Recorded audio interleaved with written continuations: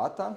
It's my pleasure to introduce Thibault Merle, my colleague from Foremost, also to welcome him back to ASTRODEBATA after a few years. And yes, so now we're working in Foremost, but we actually started collaborating or working on similar projects already in the Gaia ISO survey, and then later in Gala. And now we are co-leading the Multiplicity working group in Foremost, which basically deals with everything that has to do with multiple stellar systems.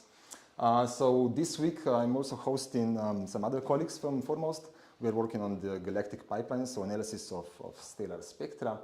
And yeah, so this is a good opportunity to also hear something about what we will do in Foremost and wider. So Thibault did finish his PhD in Nice Observatory, where we were working on the non-LT analysis of spectra.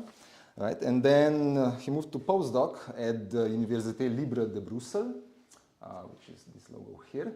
And now Thibault holds a 10-year postdoc at this institute, but also at the Royal Observatory of Belgium. So somehow split between two institutions, working for both, yes, in a sense.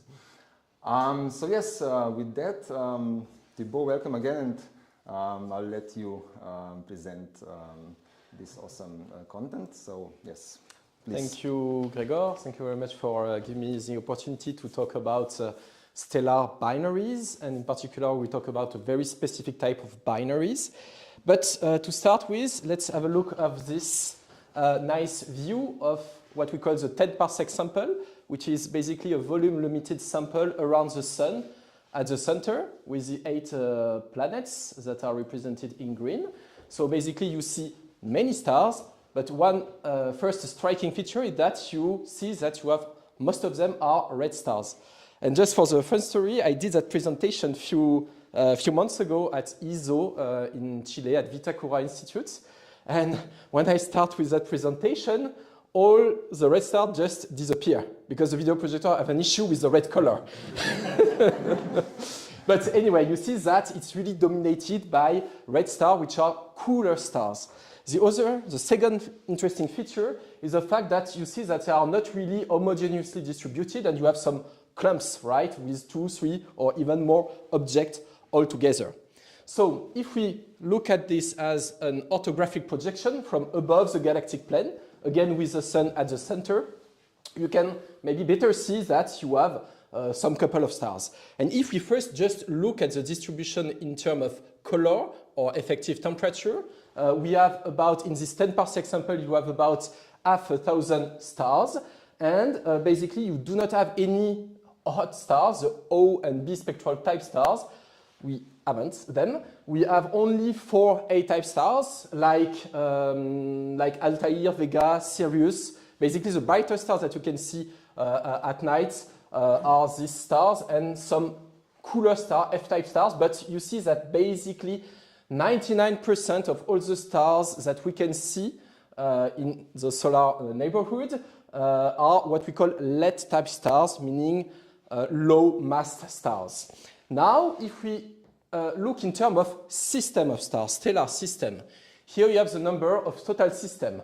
And you can see with some nice dice representation that you have about half of them that are single stars, and then you have about 70 binaries, 19 triple system, and even a couple of quadruple and quintuple stellar system.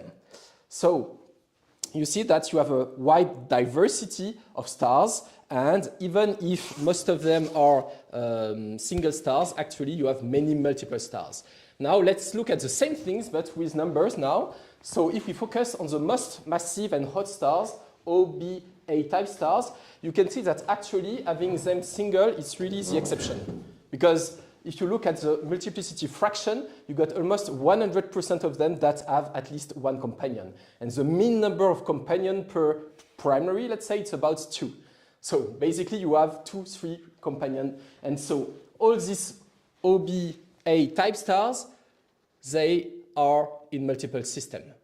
But they only represent about 1% of all stars, as you can see here, right? Because 99% of all the other stars are what we call the lead type stars, which are cool stars. And in that case, you have more single stars than multiple stars. But anyway, the fraction is about 40%. So it's still not negligible. And that's why we should really consider them. And they represent this 99% of all the stars. So why focusing on spectroscopic binaries?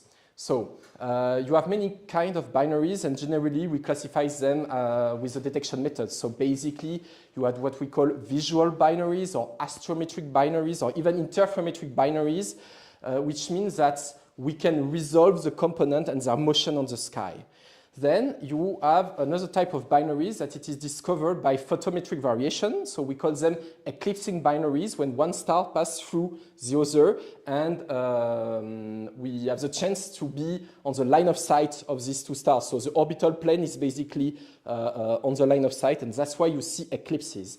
And you have the third kind of binary stars, which are spectroscopic binaries that we detect by Doppler effects. And why they are very interesting is because whatever the distance, you can detect them. If you look at the visual binaries, you cannot detect them if they are too far away, because you will not see the motion on the sky, because at some point you cannot resolve that motion if they are too far away, which is not the case with spectroscopic binaries. So here, when we look in the sample of the Gaia ISO survey, here you have the distribution of all the stars in the sample. And when we look at spectroscopic binaries, you can see that we can detect them whatever the distance. And you see that the slope is basically the same, meaning that whatever the distance, you can detect such binaries. Now, if we look in more detail, we can see that we have a kind of bias in that sample of binaries, because if you look at the primary, so here I represent the primaries that are dwarfs, while here you have a second population that the primaries is a giant. And you can see that at larger distances, you see more binaries with a giant primary. And this is a bias that we call the Malmquist bias, meaning that at large distance, we detect principally the brightest binaries. Okay? So can I ask a question? Sure. So your conclusion that 99% of those bright stars are binaries, is this a selection effect or is this real? What I presented before, no, it's supposed to be corrected from selection effects, but for in massive stars, the uncertainties are larger than in cool stars. Okay, and the second argument why to focus on spectroscopic binaries is given here when we look at the orbital period distribution of the stars. And here on the right, you have the distribution of binary stars uncovered by Gaia, by the space mission Gaia. And you can see that at very short orbital periods, so it's on the logarithmic scale of the orbital period, at very short period, you have mainly eclipsing binaries. If you go at very long periods, you have mainly astrometric binaries. And bridging the gap between these two distributions is basically the spectroscopic binaries that you can detect at short and larger periods. For those that have good eyes, you can see here this small distribution is a distribution of SB2 detected by Gaia, and the other are SB1. I will come to that later. SB2, so it's a spectroscopic binary for which we see the two companions, the two components that are contributing to the flux. When we talk about an SB1, it's a spectroscopic binary for which we see only one component that contributes significantly to the flux in a given wavelength band. Okay, so that was the introduction. Now I will focus in three parts. So the first part, I will talk about an historical catalog, which is called the SB9 catalog. Then I will compare this SB9 catalog with Gaia data. And finally, I will talk a bit about spectroscopic binaries in this wonderful large multi-object spectroscopic survey called FORMOST. So historically, the first catalog was done by Campbell and Curtis. Campbell was the director of the Lick Observatory and was really pioneering the work on radial velocity detection. And so they published the first catalog with about 140 spectroscopic binaries. Campbell is a guy for who knows that actually gives a name to the Campbell elements that describe the shapes, orientation, and the parameter of orbits, right?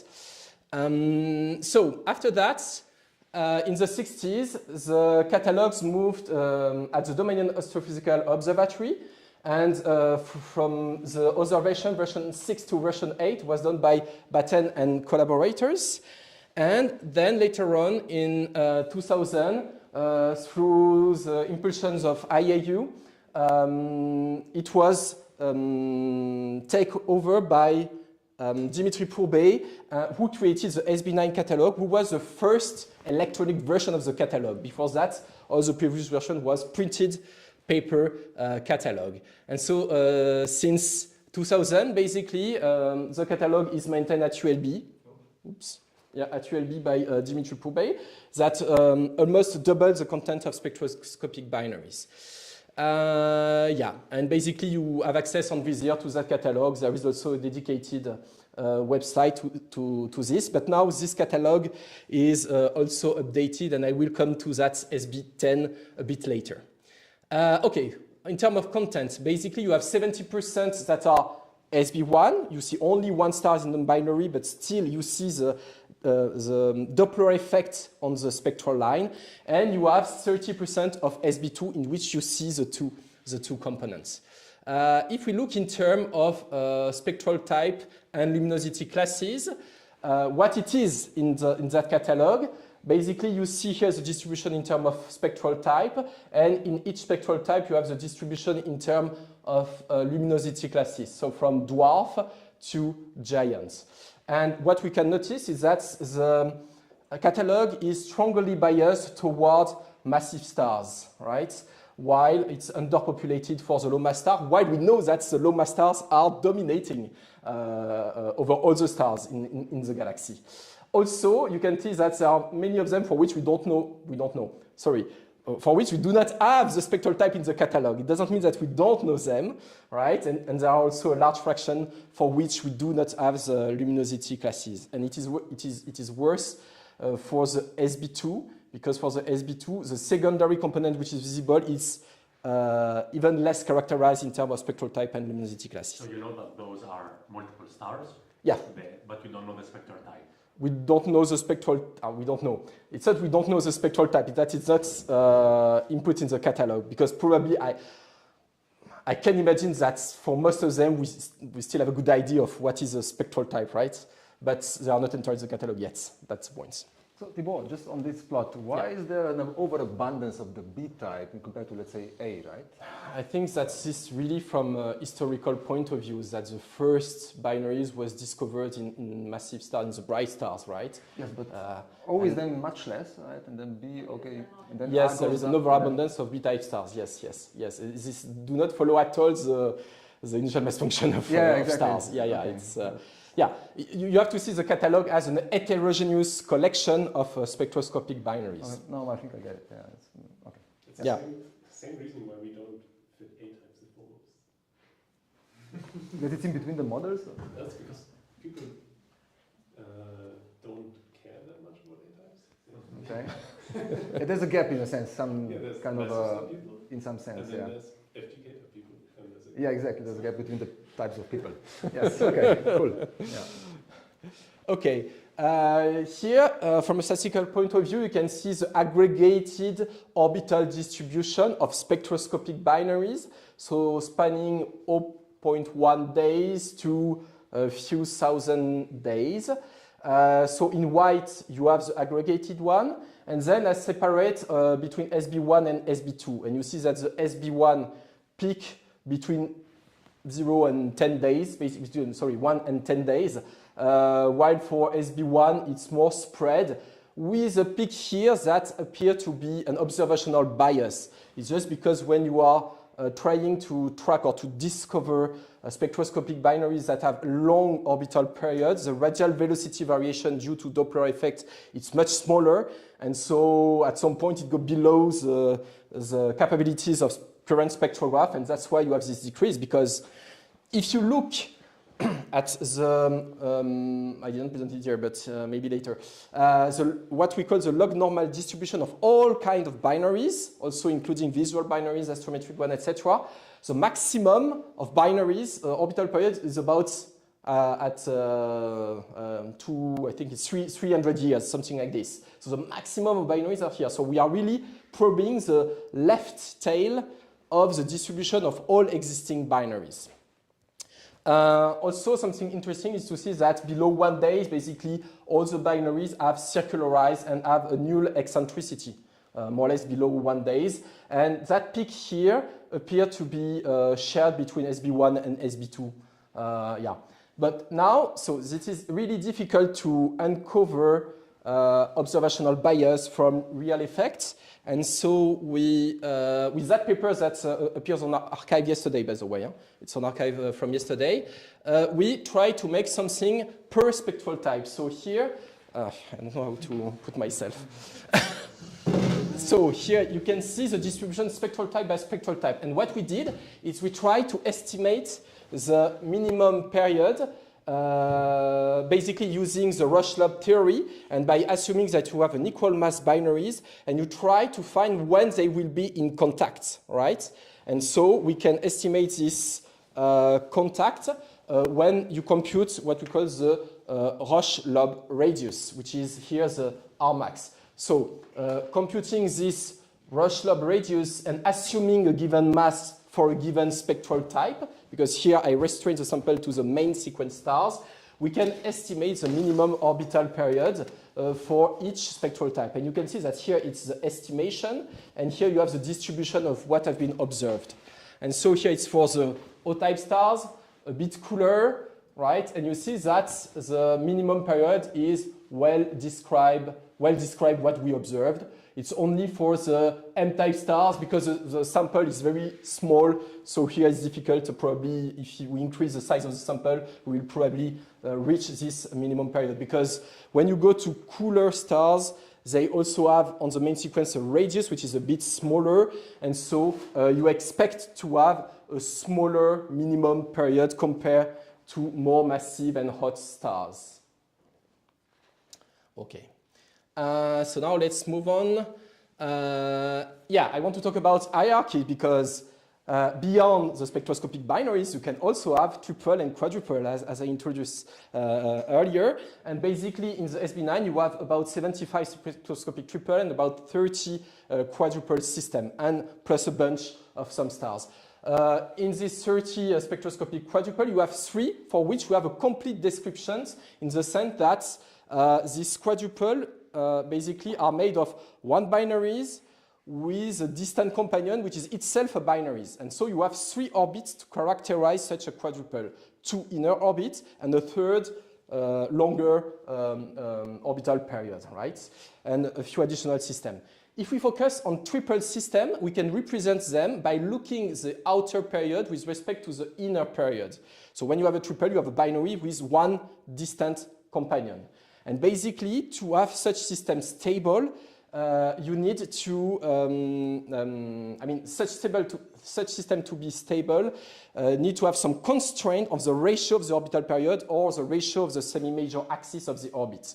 And basically, it's a factor of 5, more or less, on the period. So basically, here you see the equal period for the outer versus the inner period. And you see that you have such a stability limits. And basically, all the triple are above. So you have here, for instance, a 10 days inner period for 20 or 30 days for the outer periods. Okay? And they are color-coded as a function of the eccentricity. So the further away we are from the stability limits, the more eccentric we are. On top of that, I added also the 3 quadruple because I told you that it's a 1 inner binary and a second inner binary. So that's why you have 2 inner period and the third outer period. Yeah, and basically what you see is that this region is quite underpopulated. But now I have to say that we uncover more and more systems, especially with eclipsing binaries, so we detect more, and this region is really an observational bias, and it starts to be more and more populated.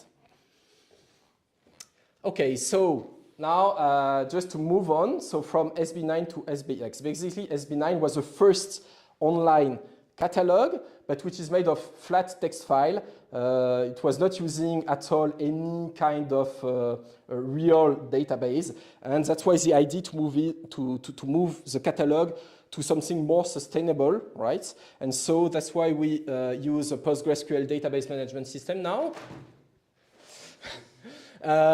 We also synchronize and use the SIMBAD API. So basically, all the systems that are in SB10 have an identifier in SIMBAD as well.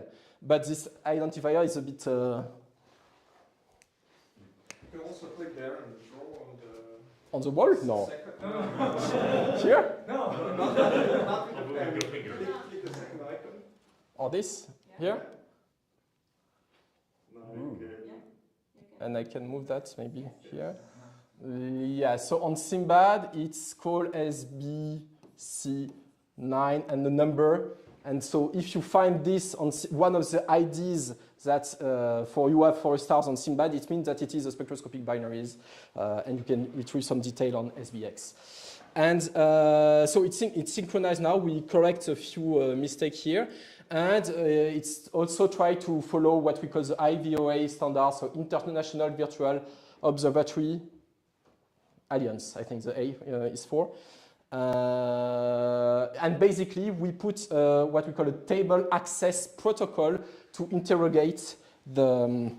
I think the last button. Oops. Brush. Clean is No, what clean? Switch? no, Clean. Or just Yeah, close? okay. Okay, and I can close. Yeah, thank you. Yeah.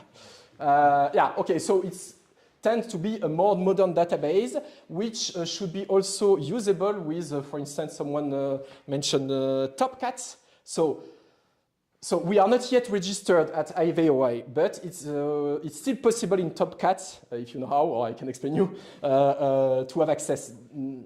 But in the future, I think that next year it will be really accessible and available directly in an easy fashion in Topcat. So it's basically through this TAP protocol we really allow interoperability between different API.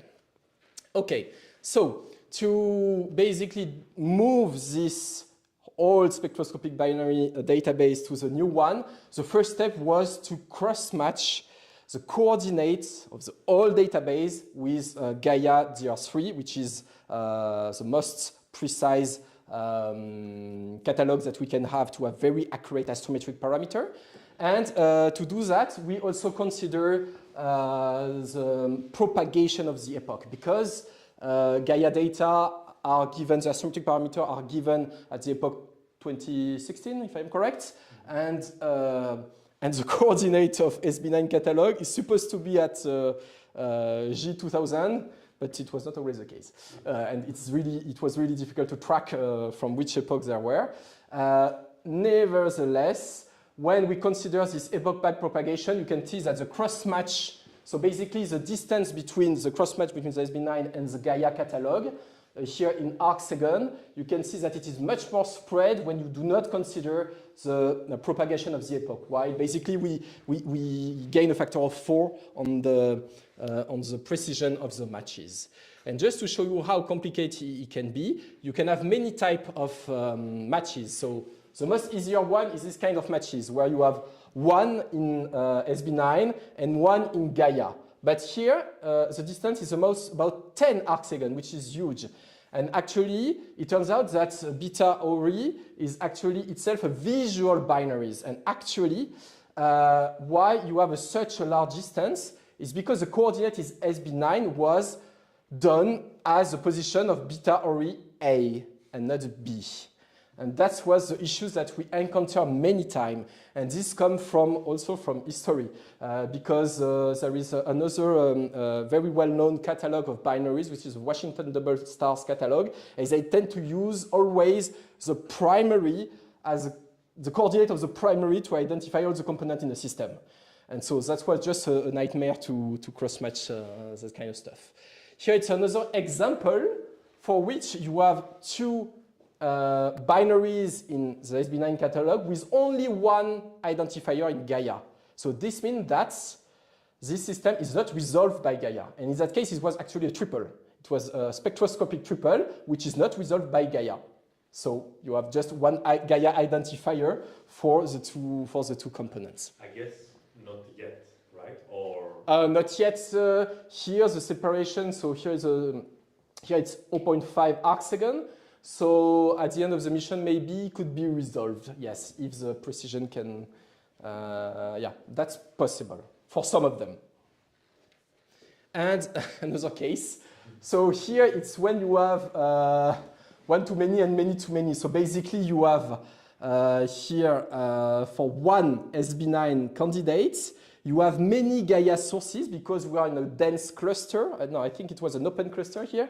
But you have many Gaia targets, but you have also close by other SB9 catalog. And so here you have multiple match. That is why we not only use the separation, but we also use a magnitude difference to make sure and to identify properly the target. In that case, it was easy because actually here there is another target which is really on it. But yeah, you can see that's how complicated the things can be.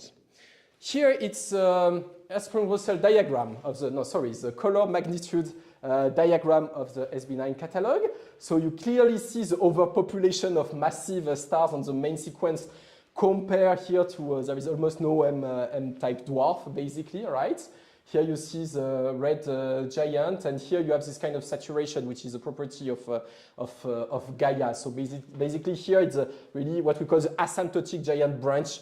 For some technical reason, it appears horizontal because here it's not an Russell diagram. So it's not the luminosity, but it's just the magnitude, the absolute magnitude in the Gaia bands. And you see that you have also a population of probably main sequence plus white dwarf stars, and here plus subdwarf B-type stars that appear here. On top of that, it's not very clear, but you have a bunch of cyan circles that represent a common sample between SB9 and Gaia DR3. This is a comparison with the very old SB9 catalog when we have the Hipparcos data. Okay, that was a previous diagram we have in 2004. So to come back to the common sample, so how do we get this common sample? So Gaia DR3 binaries, it's the largest database we have. Yep. Well, what is all the stuff in the bottom left of the HR diagram? In the previous slide, sorry. This or this?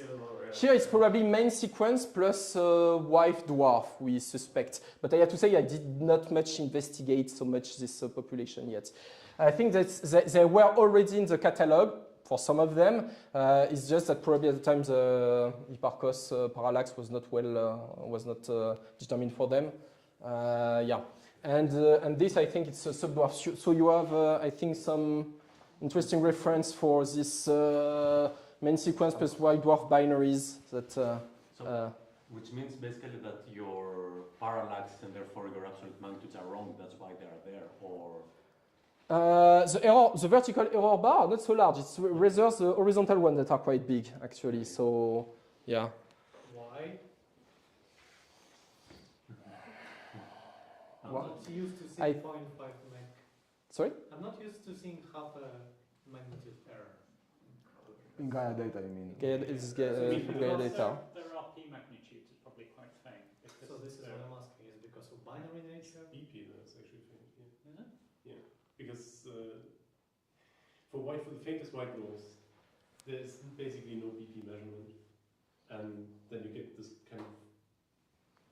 But the white dwarf sequence should be somewhere here, right? Something. For white dwarf, you can guess the color better than that. Well, this is a mix I don't of know. two, right? This I don't know. Not for binaries. I think This is a white dwarf plus a main sequence. So, I think so. yeah. But we often wonder what is this clump here. So that's subdwarf. Just for Yeah, everyone to know. subdwarf. You have puts one reference somewhere. Short period SDB and variable. So from here you have this all this bunch of variable stars, and among them I think that you have this subdwarf B-type. Okay, let's move on. Just one more thing, Thibault. So there seems to be a lot of giants still relatively, right? For Yes. These are mostly SB1s. SB1, yeah. Most of them, yes. But still more than we usually detect in our, let's say, samples in spectroscopic surveys. But okay. Yeah, because also in the catalogs, I know that you have a sample from Mermillo, which work on clusters with many giants, and many of them are binaries, and yeah. Okay. So So this color magnitude diagram is fully biased. Do not trust it, because we should have an overpopulation of stars here and a fainter here if we trust the initial mass function. Okay. Okay, I think I'm running out of time. Okay, anyway, so here you have the catalog of Gaia binaries, which is made of astrometric binaries, spectroscopic binaries, and some eclipsing binaries. It's what we call the non-single star catalog, and it's the largest, the most homogeneous sample of stars you can have. So far, these data are limited to about 3 years of observation, so about 1,000 days.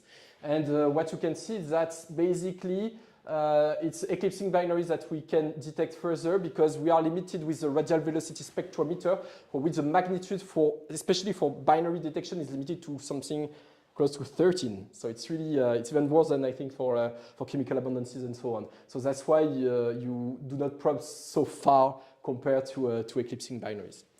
And that's why it is important to have complementary observation like Foremost survey and other to have additional spectroscopic data to detect and characterize them. You have also the catalog of variable. I will not come into detail of this much. And you have also the multiple star classifier, which is in the era of machine learning is really interesting because for about 500 million stars, they have a kind of what we call BP-RP excess, so it's photometric band excess. That could be the signature of a binary.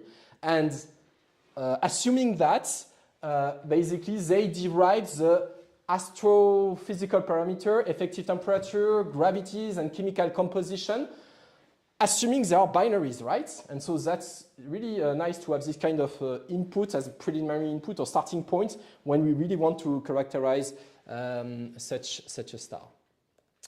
Okay, so the sample, I will try to be a bit faster. Basically, we try to build the sample simply by looking at the difference, relative difference in period and eccentricity. And when we look at the period from Gaia and from the SB9, they overall follow quite well, they give quite well the same period. But here you can see that you have a kind of threshold, which is due to the fact that the orbital period of Gaia is limited to 1,000 days because the data accumulated in DR3 is limited to that range. And so that's why they tend to underestimate the orbital period of these stars. You have also a couple of triple and quadruple. Sometimes they are not resolved. So for instance, you have the same period. So basically, if I took this one, so they detect the inner period, but they do not have the outer period, and that's why you have this kind of horizontal line. For the eccentricity, the dispersion is even worse. And so all in all, when we combine these two criteria, we have a clean common sample of about 700 spectroscopic binaries. Yeah, so here if we look in the eccentricity period diagram, the log of the period of the diagram, so here it's for the clean sample, and here you have the bunch of the outliers that I didn't have time to investigate yet, but here you can see clearly this threshold effect around the 1,000 days. And here you see that you also have many systems with too high eccentricity given the short period of the system. So just to illustrate this, here you have basically, when I compare SB9 solution with the individual radial velocity with what it is given by Gaia, here you see that we are okay in good agreement in terms of period and eccentricity. There is only a slight shift, which is due to what we call the periastron argument, which is supposed to be undefined in the case of circular orbit. And here we are really close to circular, so that's why this is validated as a good orbit for Gaia. Here also it's quite good, but you can also have some things that have been rejected and considered as outliers. In that case, there is even a phase opposition, and also it's quite different. And here you see that you have about a factor of 10 on the period. So probably the period detected by Gaia is an alias of the through periods. Okay, so now let's look a bit at the statistics of the sample in Gaia. So it's spectroscopic binaries in NSS. Here is SB9 and the intersection, the common clean sample here, it's in gray. And basically you can see that in SB9 we probe shorter but also longer period, and about 20%. That explains why 20% of the SB9 binaries are not in the NSS yet, at least. If we look in terms of magnitude, it's the same. You see that in SB9 we probe much fainter spectroscopic binaries compared to Gaia. That explains also about 10% of stars not being in NSS. And here is basically the common sample probe the two first kiloparsec of the stars. But you see that's, I mean, it's just incredible to see how to say the homogeneity of the data from the Gaia NSS. And so basically there is other filtering that occur and that could explain why we do not have a larger common sample between the 4,000 stars we have in SB9 compared to the 2,000 spectroscopic binaries we have in Gaia. A last comparison here as a function of the effective temperature for NSS in blue, for SB9, and for the common sample. And basically here I computed the completeness as a function of the effective temperature. And when we really restrain the common sample to also have the same range in period and magnitude, and we look in terms of spectral type, we can increase the completeness from 20% to 30%, but no more than that, contrary to what was claimed by Paul Beck that say that he got 40%. But he didn't do this kind of very precise cross-match that I did trying to recover the proper coordinates. So that's explained partially the things. So finally, if I still have a few minutes to talk about this wonderful spectrograph. So it's a multi-object spectrograph, meaning that with one exposure, you can make spectra for stars and galaxy a lot. And actually, I think it's the biggest ever built so far, because on one exposure, you can have 2,400 fibers in the focal plane targeting stars and galaxies. So it's incredible. You have basically low resolution and high resolution. So mainly 2/3 are in low resolution and 1/3 are in high resolution. And basically the survey will start, I think, very soon, basically in spring, yeah, right? In spring, targeting about 20 million spectra in low resolution and 6 million. So overall, about 30 million spectra are expected as an outcome of the 5 years of the survey. And I think that the survey could be extended by another 5 years, maybe. Let's see. In terms of radial velocity precision, we try to be better than 2 kilometers per second. That it is basically given by the limits that we got from astrometry from Gaia that have targets about 20, right? And basically, we can go much better. We can go to 1 kilometer per second, but maybe in low resolution, 2 kilometers was actually. I think we will get this precision and a bit better in high resolution. So we have the first slide. So it's a large consortium of about 800 people. I forget to mention that the PI is Rolf de Jong, so it's AIP Potsdam with a representative here. Oh, sorry. Many representatives here. And I think that's one of the low resolution spectrographs are from Lyon. I think, yeah, that's correct. But there is about 30 institutes involved in Foremost, and it also passed from the European Southern Observatory. So the first slide happens a few months ago, and the first field taken was made of field stars, but also a globular cluster in our galaxy and the Sculptor galaxy outside our galaxy. And here basically you see the position of all the fiber pointing either star or probing also some region of galaxies and clusters. Here it's an example of such spectra that we obtain in high resolution, probing basically the blue, green, and red arm.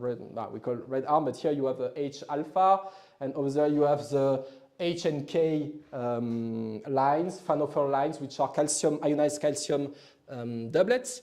Here is a normalized version of that. And so basically to come back to the binaries, so there are many projects that want to work on binaries. I'm just presenting one of them that I am leading. So the idea here is to collect binary candidates from previous survey for which we only have 1, 2, 3 exposure. But actually to really characterize and derive the orbital parameter, because there are 6 or 7 orbital parameters depending if it is an SB1 or an SB2, we need at least 6 or 7 exposure that covers, that samples the orbital phase quite well. And so the idea is to, for all these spectroscopic binary candidates, to add 1 or 2 exposure with foremost.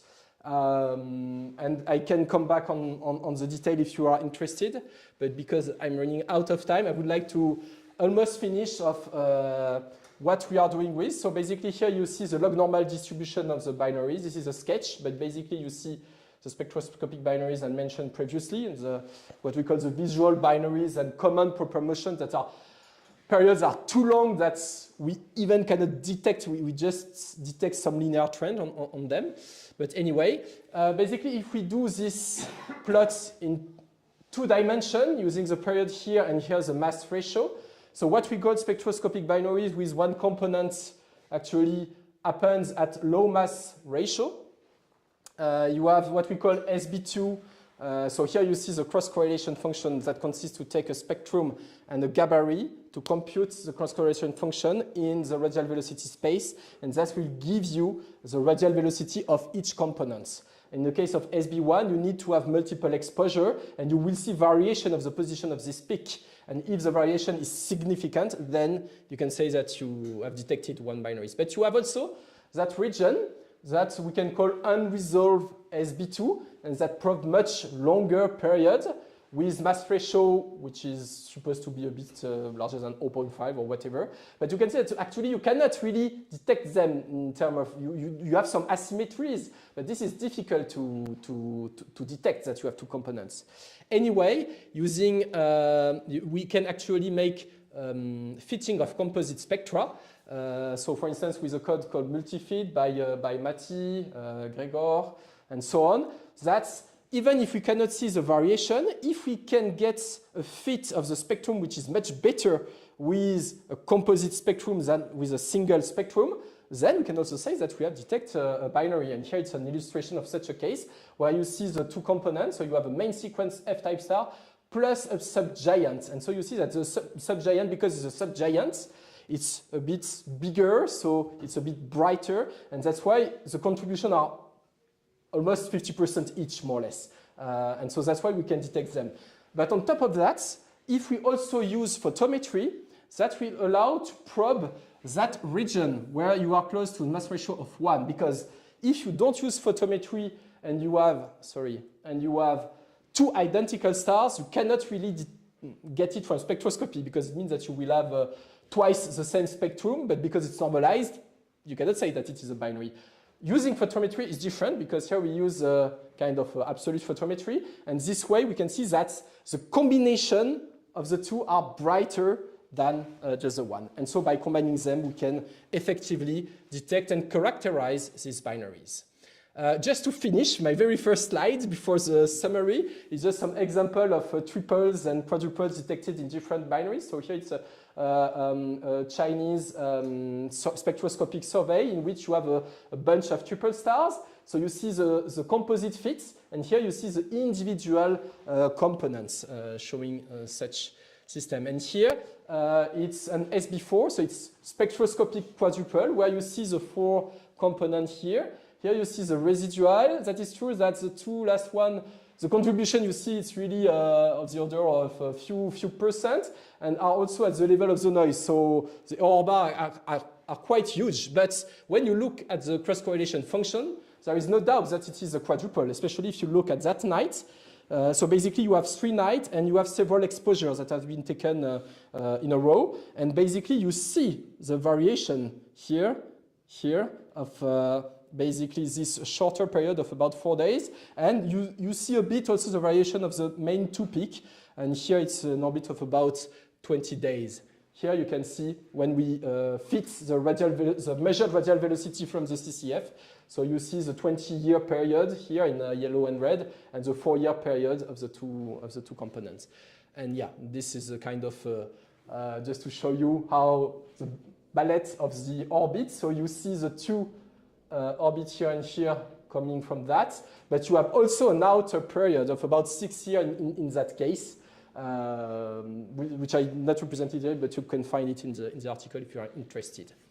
So that is. So just to summarize, we are now really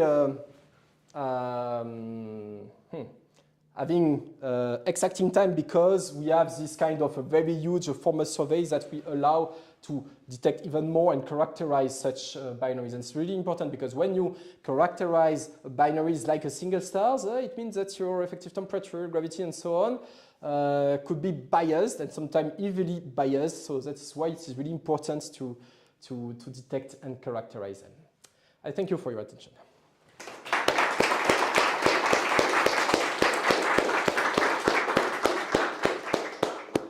Thank you very much, Thibault. So before we go to questions, just one more thing to say. Because we're now getting first data in foremost, which means we got now about 4 weeks of observed spectra. And we're working on the galactic pipeline, which basically analyzes all these spectra. And we're also interested in binaries. Yesterday, we had an exciting moment because Thibault's module detected the first SB2 in foremost data. So that was very nice to see. And also then... And Matti characterized. And then Matti also showed us the double component fit of that SB2, so it was very nice. Yes. Ah, yeah, I could have shown it. That's why I mentioned it because it didn't have it in the slides. Yes. And now, of course, we're going to ramp up this effort and we're going to get many more in the very near future. So, and now we can go to questions, yes. Maybe Marusha first? Yes. I have a technical question. So with this multi-fit, right, how do you decide when an extra component is really a better fit? Because obviously if you add more components, your fit will be better or at least as good. But that doesn't mean that your data allows it. So what's your strategy on saying? So Mathieu will correct me if... Ones, Yeah. Like, so for sure we have a criteria on the chi-square. So I think that we have maximum values criteria. So if your chi-square is below... First we fit single stars and we fit composite stars. And yes, we have to define the criterion. And according to that criterion, we will say it's the binary, the composite spectra better reproduce the observation. So that's yours. I would say that we will need more observation anyway if you want to characterize the orbital parameter. But that make a good candidate to make a follow-up of this kind of star to characterize them. Also, if you have more parameters in the fit, then your reduced chi-square can be actually worse, even if the chi-square is better. yeah, but the Bayesian person in me would say that this is not a sufficient argument to say that, you know, just calculating a reduced chi-square is no, it's not. always. I mean, actually, often the case that the reduced chi-square is actually better than the binary, even if it's a single star fit. But we have a threshold, so that's what we have currently. Secure threshold, and also using photometry is also another argument that can help, because if it is a composite spectra, you will see it also in photometry, and so yeah. But agree, that's just say it that we have such binary candidate. Let's call them binary candidate, and we need more follow-up. But we can still already have inputs, effective temperature, gravities, metallicity parameter to them, so it will be much easier than to refine that later on, and then also to make a precise characterization, because when we have this effective temperature, gravity, and so on, then you can choose a better template to cross-correlate and to measure more precisely the radial velocities to get better orbital parameter. Then. And Ross, you had Yeah, so the SB9 sample, the radial velocities that underlie the fits there, is that just a compilation of all of the literature, or? Yes, it's heterogeneous for sure. Yeah, it's heterogeneous. It's just a compilation. We just compute on the fly. We just compute on the fly the solution with the orbital parameter to make the plot and to see the plot. But the problem that yes, we know that you have a zero offset of each spectrograph and so on, and this I mean, yes, they depending on.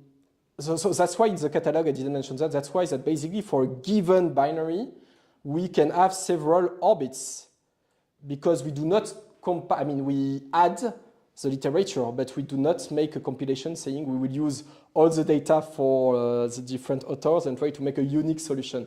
We just provide what has been published, right? For a given system, if you have a separate solution with more recent data, you have also some SB1 that turn out to be SB2 later on, and you have this kind of things. But yeah, we do not that. What we want to do in the near future is actually to compute an objective grade of the quality of the orbits. Because until now, there were a grade which is based on the subjectivity of the observer, or the provider of the solution, which is not objective at all, and even half of them do not have any grade at all. So we would like to objectivize, correct? To find an objective criteria to grade the quality of the orbits provided. Yeah. Yes, Tomasz? You didn't mention this explicitly, but obviously, I mean, motion of the photocenter as detected by Gaia plus SB1, there's really a promising way to go, right? Because you will have radial velocities at different epochs, quite accurate ones. Sometimes you have RV from Gaia, but certainly you do have to quite large distances motion of the photocenter. I mean, it's, you know, so you, for moderate orbital period, the SB1s, that's, I think, really the way to go, right? yeah, so with the photocenter on top of SB1, what do you get in addition compared to an SB1 alone, I mean? Well, motion of the photocenter is smaller than the actual one, and so you get what, the inclination maybe? Can you have an... well, you can get the masses of the stars.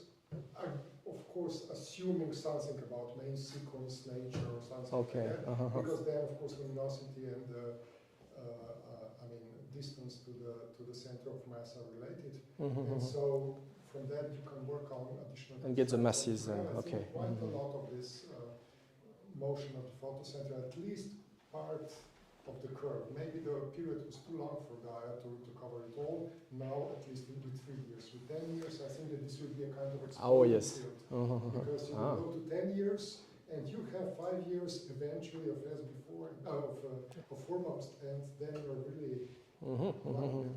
Yeah, that's really a good opportunity to, in the coming year. More questions? What? You have to... Maybe just the last question from me. Because I'm interested in symbiotic stars, and some of the students here as well. And those are one candidate for progenitors of supernovae 1A.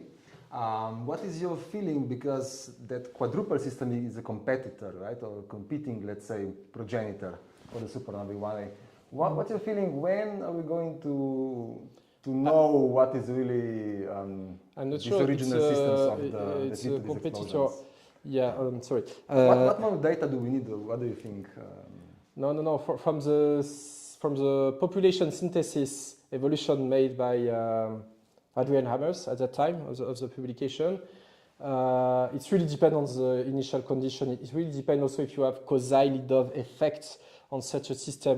Kozai-Lidov effects are basically long-term gravitational effects in which one binaries, if they are not coplanar, so if the inner orbit and the outer orbit are not coplanar, you will have a kind of a pumping effect between the mutual inclination between the two orbits and the eccentricity of the inner orbits.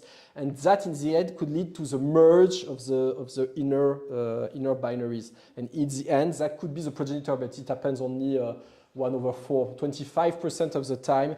You could have such an evolution. So I think that's symbiotic system. Definitely, it's much more viable. I mean, and the fraction should be much larger. That's So okay, it's really because first you have only about 1 and 4% of lead-type stars that are in quadruple, while binary about 30%. Yes. Okay. Second, you need to have the correct initial configuration. So it means that it is viable, but it's far from being the main reservoir of type 1A supernova for sure. Also triples and so. And triples, yeah. Okay, because I hear different claims in literature, so I was wondering if we have already settled this debate or. No, I don't think so. No. Okay. And also, you don't have Wyckoff binaries in your catalog. No, it's radar plus main sequence in general. That's Yeah, also those. Yeah. Okay, so we need foremost and maybe something more than next to decide these things. Yes. Excellent. Okay, then let's thank Thibault again.